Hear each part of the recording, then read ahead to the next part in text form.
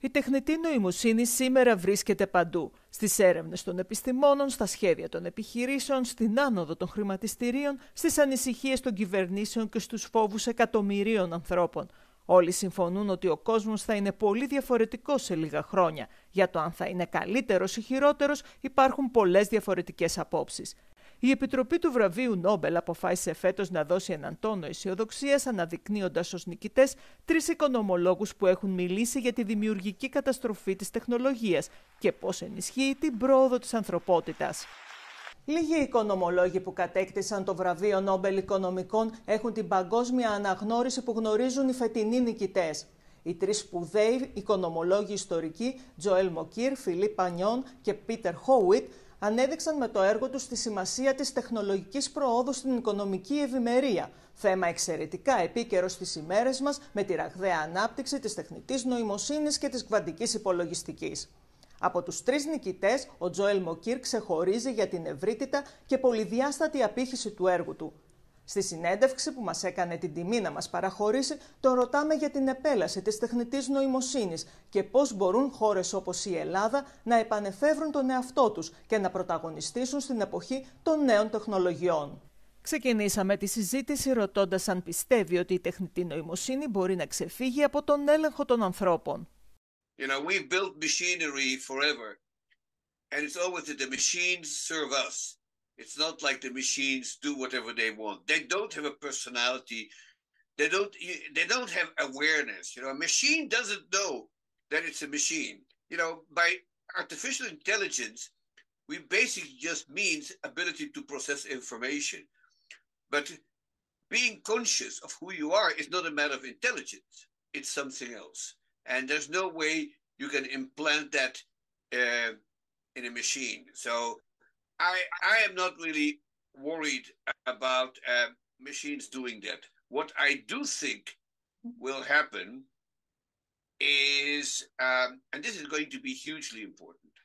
So let me point something important out. In the past, rich people and powerful people, a small minority, but they had existed, in the past always had one thing. They had servants. What AI and robotics will be able to do, not in my lifetime, but maybe in yours, is to provide every person with some kind of machine that serves as his valet, as his servant. Ο Τζοέλ Μοκίρ αναγνωρίζει ότι η επέλαση της τεχνολογίας προκαλεί απώλειες σε μεγάλες ομάδες ανθρώπων. I'm glad you raised that question.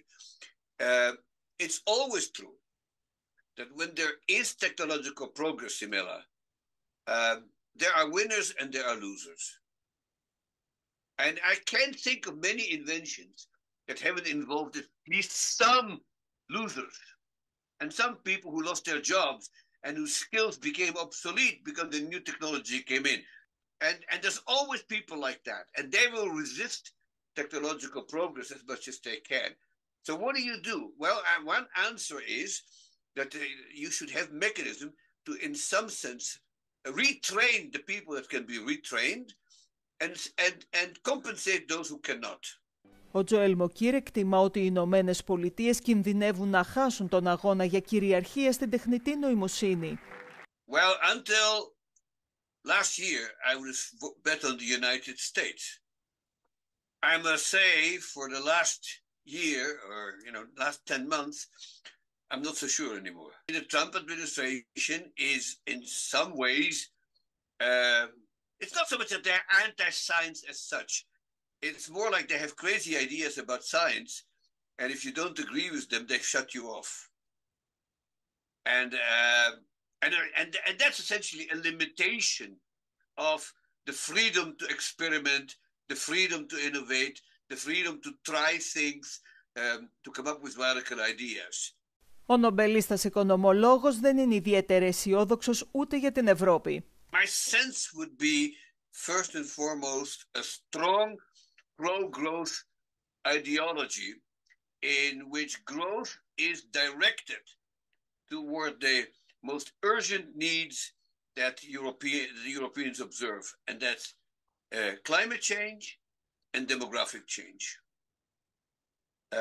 These are the two big issues. The other thing that I would advise the Europeans to do, although they're not going to listen to me, is to open the doors for immigrants. My advice is forget your cultural prejudices and think like an economist.